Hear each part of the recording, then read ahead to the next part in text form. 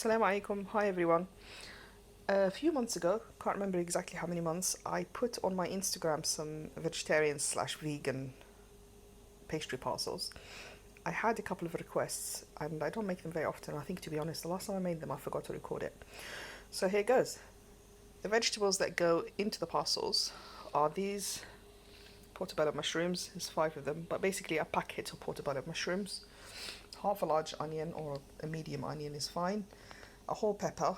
Just played with colours here. I had a few peppers that I was cooking with anyway, so I've got a slice of each, but basically a whole pepper. A handful of fresh spinach. Lemon to squeeze in right at the end. A few sprigs of parsley. And here I have 250 grams cooked green lentils, dark green lentils. Here I have about 120 grams of black olives. And the egg. The spices and herbs to go in are a teaspoon of paprika, half a teaspoon of white pepper, half a teaspoon of cracked black pepper or coarse black pepper to go inside the filling. I use some more black pepper to go on top when I put the egg on it just before I put them in the oven.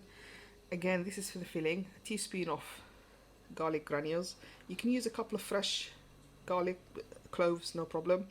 2 teaspoons of mixed herbs, salt to taste, and olive oil to fry it all in. This is the pastry I have.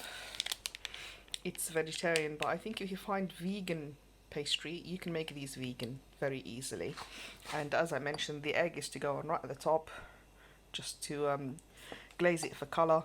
And then I sprinkle some mixed herbs and some cracked pepper and then put them in the oven. Right, I am going to get on with preparing these. The only thing I've done is boil the lentils, and I have to leave everything to cool down before I fill them in, so I'm going to get on with them. How I prepare these is in the food blender. Well, you can grate them, but I think it'll take a long time. But in the food blender, blend the onions, the peppers, and the mushrooms and the parsley all at the same time. Put them in a pan, let them heat through with a couple of tablespoons of olive oil for a few minutes. Also, I blend the olives in the food blender because they all need to be similar size. Then add all the herbs and the spices and the olives in together and the lentils, mix it around. The whole thing probably takes less than 10 minutes to cook. Leave it to cool down, and then I will stuff it into the pastry and bake it. So I will come back after I have prepared everything and start cooking. Right, I've started cooking it. In here I've put the onions already and I put them on quite low heat while I blended all the other vegetables in the wok. I'm going to put the heat up. I've slightly overdone the mushrooms. They're a bit overdone, but it doesn't matter. I should have put it on pause, but I just put it on grind. Hey ho. But basically, you're just trying to combine all the flavours and warm everything together. You've got the lentils as well. Okay. And then the garlic, mixed herbs.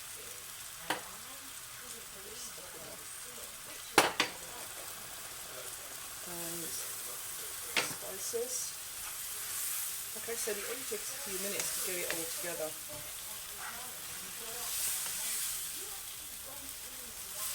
I know it looks a bit dark and whatever, but trust me, it is absolutely delicious. And even the kids that don't like vegetables love it. Okay. Then I add the olives. Spinach is the very last thing I add, just a bit of green. And these are amazing when the kids are at school. The lunch boxes, because they are, they're getting something wholesome and something fairly healthy, and they don't mind it. The mushrooms and the olives make it taste meaty. At this point, I'm just going to taste. Oops, that was meant to happen. Just going to taste it because the olives have gone in. I might not need any salt. Yeah, it needs a little bit.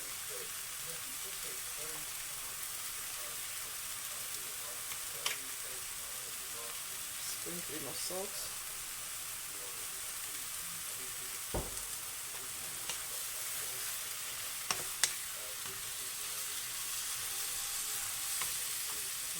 spinach. Lift it by hand because I don't want to put any water in there. The drier it is, the better, basically.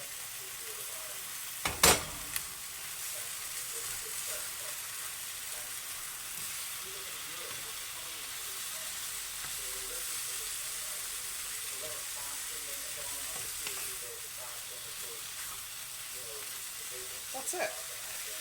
Warmed it all through. I'm going to put the lid on there so the spinach will literally collapse. And it's very important to leave it to cool down before putting it in the pastry.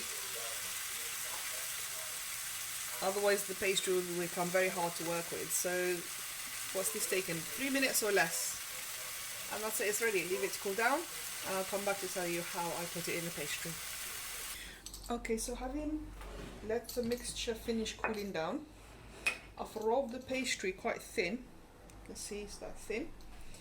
What I do, obviously anybody does their own shapes. I just cut the rectangular in half, and then I put the filling, not shy with it, quite generous, not right at the end but close enough to the end. Just leave enough space where I'm going to stick the pastry, like so. Like I said, it looks quite dark, but trust me, it is absolutely delicious. Like so. That's enough. I want it to have enough mixture on it to look full, but I don't want it to be bulging out, if that makes any sense. Like so. And then literally, where's my egg wash? Get the egg wash. You may not even need it, but the egg wash helps with the sticking. Move this, strip it out of the way. And then I fold it up all the way, like so.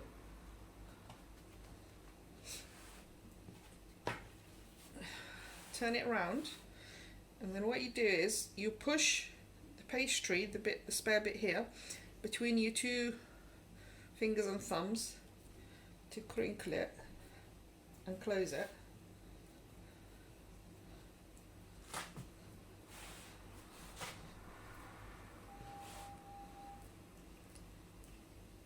All the way.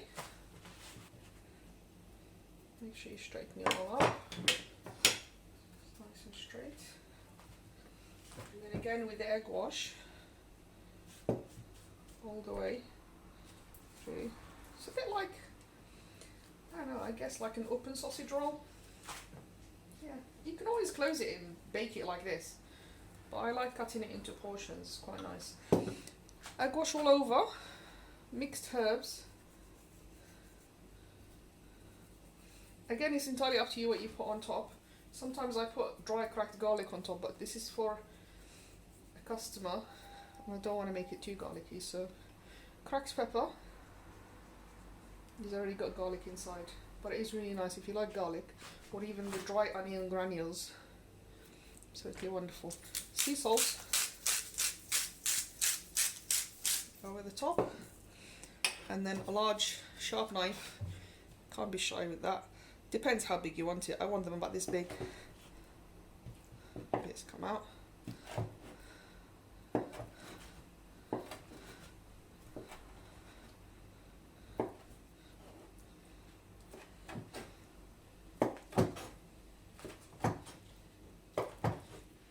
So, parchment on the tray.